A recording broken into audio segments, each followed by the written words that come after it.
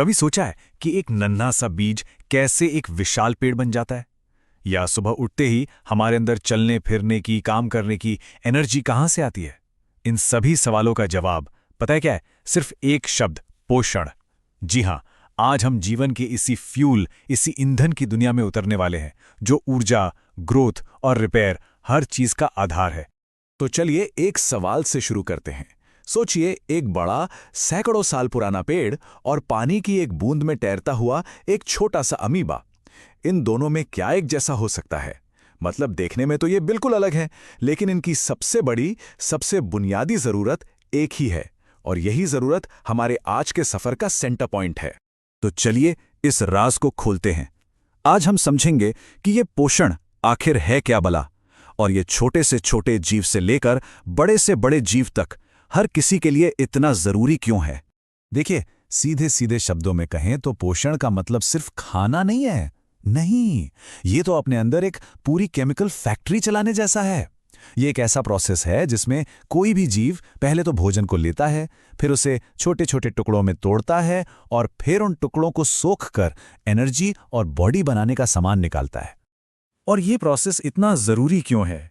अच्छा, ऐसे समझिए कि जिंदगी एक इमारत है, तो इस इमारत के 3 सबसे मजबूत खंभे हैं। पहला, ऊर्जा, जो हमें दिन भर दौड़ाती है। दूसरा, वृद्धि, जो हमें बढ़ने में मदद करती है। और तीसरा, मरम्मत, जो चोट और टूट-फूट को ठीक करती है। पोषण ही वो सीमेंट है जो इन तीनों खंभों को एक साथ जोड़े रखता है। अब यहां से कहानी और भी मजेदार होने वाली है। जब खाने की बात आती है ना, तो कुदरत में सिर्फ 2 ही टीमें हैं। एक टीम है बनाने वालों की और दूसरी है लेने वालों की। और यही जिंदगी की 2 सबसे बेसिक स्ट्रैटेजी हैं। इसको ऐसे भी सोच सकते हैं, कुछ जीव तो कुदरत के शेफ हैं जो अपना खाना खुद बनाते हैं, और बाकी सब हैं डाइनर्स यानी ग्राहक, जो बने बनाए खाने पर जीते हैं। ये जो शेफ हैं वो हैं स्वपोषी, जैसे ये हरा पत्ता जो धूप से ही अपना खाना बना लेता है, और ग्राहक हैं परपोषी, जैसे ये बाघ जो दूसरों पर निर्भर है। ये कुदरत का सबसे बड़ा बंटवारा है। तो पहले बात करते हैं इन बनाने वालों की, यानी स्वपोषी जीवों की। सही मायनों में तो ये हमारे प्लैनेट के असली प्रोड्यूसर्स हैं। इनमें हरे पौधे, एल्गी, ये सब आते हैं। मतलब वो सारे जीव जो बड़ी सिंपल चीजों से अपना खाना खुद बना लेते हैं। और इनकी जादुई रेसिपी है प्रकाश संश्लेषण, यानी फोटोसिंथेसिस। जरा सोचिए, ये बस सूरज की रोशनी, पानी और हवा की कार्बन डाइऑक्साइड को मिलाकर अपने लिए चीनी यानी ग्लूकोज बना लेते हैं। ये धरती पर होने वाला शायद सबसे जरूरी केमिकल रिएक्शन है, जिससे दुनिया की लगभग हर फूड चेन की शुरुआत होती है। अब आते हैं ग्राहकों पर, यानी परपोषी जीवों पर।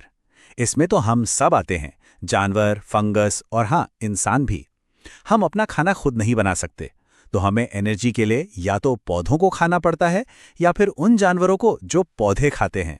लेकिन सारे लेने वाले एक ही तरीके से अपना खाना नहीं जुटाते। कुदरत ने इसके लिए भी बड़ी चालाक स्ट्रैटेजीज बनाई हैं। चलिए जरा देखते हैं कि ये कैसे कैसे काम करती हैं। इन लेने वालों में पहली स्ट्रैटेजी है परजीवी पोषण। ये कुदरत के वो मेहमान हैं जो बिना बुलाए आते हैं और फिर कभी जाते ही नहीं। ये किसी दूसरे जिंदा जीव के ऊपर या अंदर रहते हैं और उसका बना बनाया खाना चुराते हैं, जिससे मेजबान को नुकसान होता है।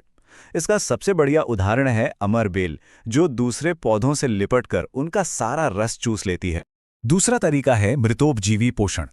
ये जीव कुदरत के सफाई कर्मचारी हैं, या कह लें रिसाइक्लर्स। ये मरी हुई और सड़ती गलती चीजों से अपना खाना लेते हैं, जैसे कि फंगस और मशरूम। ये मुश्किल चीजों को तोड़कर वापस आसान चीजों में बदल देते हैं, जो पर्यावरण में मिल जाती हैं। और अब परपोषी पोषण का तीसरा और सबसे कॉमन तरीका समझने के लिए हम चलेंगे एक छोटे से शिकारी की दुनिया में, अमीबा। ये होलोजोइक पोषण का एक कमाल का केस स्टडी है। तो होलोजोइक पोषण में क्या होता है? जीव खाने के एक बड़े कॉम्प्लेक्स टुकड़े को सीधा निगल जाता है और फिर उसे अपने शरीर के अंदर तोड़ता है, यानी पचाता है।